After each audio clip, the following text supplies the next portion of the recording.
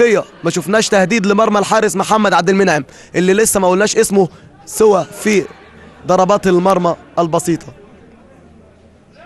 محمد امين لكن مقطوعه، غلطه الشاطر بألف، والانطلاقه من ايمانويل يتلاعب بالدفاعات ولكن براعه الحارس احمد عيد يدخل في التوقيت المناسب، وهجمه وخطوره حقيقيه على المرمى البورسعيديه، واحمد عيد الحارس يتألق ويتفوق في الكره الماضيه من امام اقدام المهاجم النيجيري ايمانويل. غلطه لمؤازره نادي المريخ في هذه المواجهه الصعبه.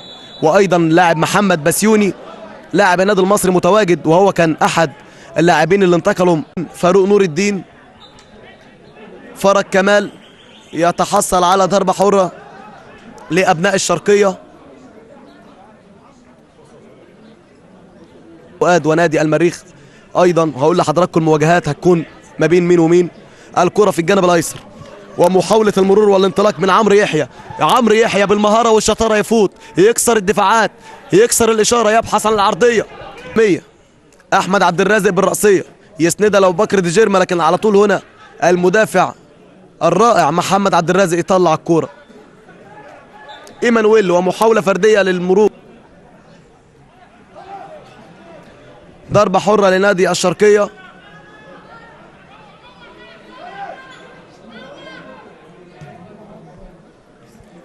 اماميه يطلع على طول الدفاعات البورسعيديه، ومقبلين على مطلع الدقيقه 43. ابو بكر دي جيرما، محمد فرهود، مقطوعه من فرهود والمس باص والخطا الدفاعي. ايمانويل ومحاوله المرور من ايمانويل المهاجم النيجيري المهاجم الخطير الى البوركيني، لكن على طول مقطوعه تعود للخلف. محمد عبد الرازق لاحمد عبد الرازق، وصراع لعمرو يحيى صاحب القميص رقم 7 يسند كورته الى فاروق نور الدين اللاعب البوركيني. محمود خليل يلعب الامام. عبد الرازق هو المجهود الفردي لكن على طول مقطوعه، بيطول كورته كتير. احمد عبد الرازق يمتلك المهاره، عنده الحلول الفرديه موجوده، ولكن على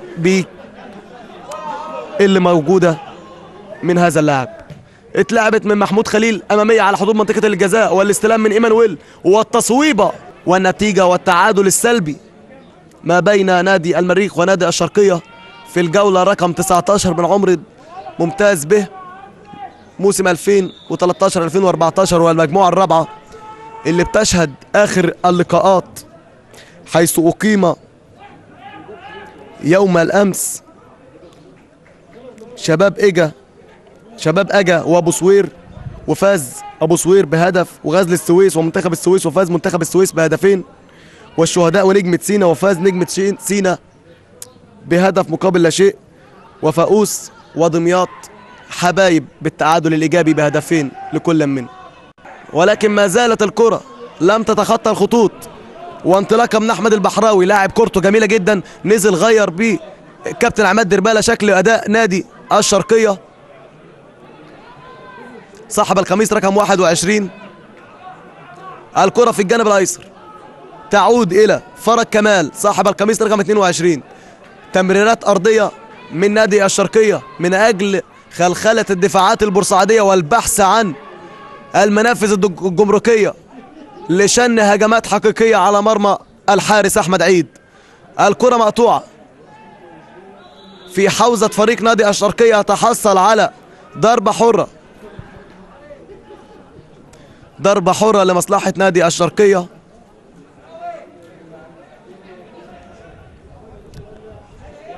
ان قدر الكابتن عماد الدربالة بالاستحواذ وتغيير شكل الاداء بتبديلاته، تبديلات ناجحه حتى الان للكابتن عماد دربالة بنزول احمد البحراوي ورمزي خالد.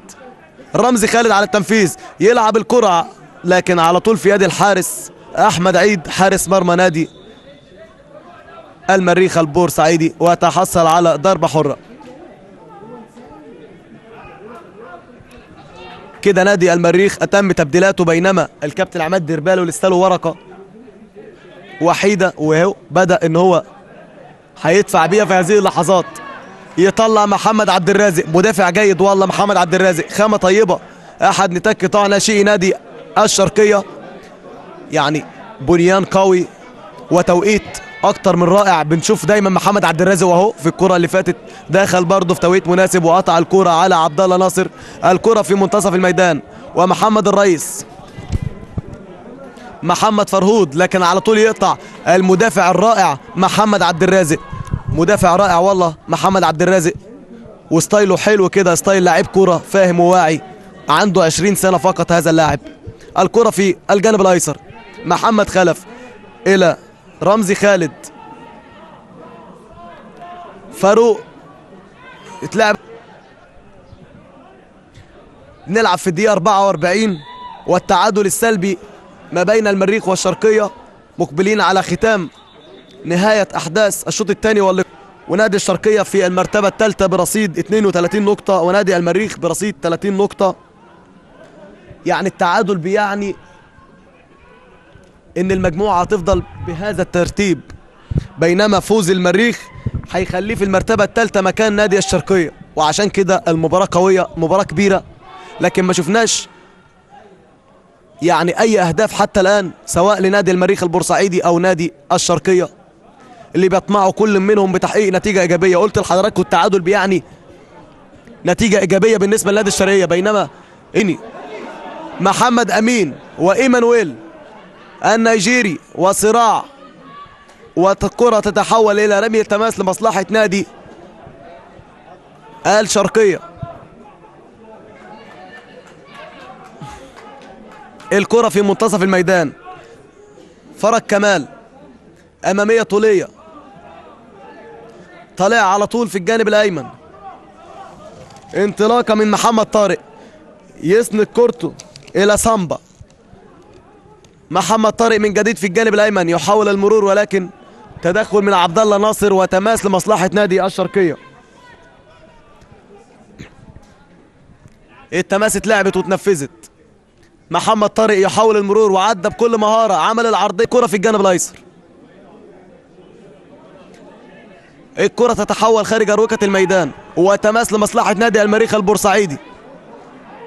تعود الكره الى لاعب محمد الرئيس، محمد الرئيس الى عمرو بسيوني لشريف وصفي، اماميه طوليه لكن مقطوعه اماميه الى ايمانويل ومحمد البحراوي، وهجوم ثلاثي رباعي على اثنين من مدافعي نادي المريخ البورسعيدي، ومحاوله رمزي خالد تصويبه من رمزي وغيرت اتجاهها وتتحول الى ضربه ركنيه شرقويه. هجمه مرتده خطيره لنادي الشرقيه، 4 لاعبين على 2، ولكن تتحول في الختام الى ضربه ركنيه لنادي الشرقيه. واللحظات الاخيره بنلعب في الدقيقه الرابعه من الوقت المحتسب بدلا من الضائع، ومهاره وشطاره من رمزي خالد يعمل العرضيه، الله، عدت العرضيه ولم تجد الرأسيه، ومعها صافره الختام من جانب الكابتن محمد كامل ليعلن نهايه احداث الشوط الثاني واسدال الستار عن هذا اللقاء بالتعادل السلبي ما بين نادي المريخ ونادي الشرقيه.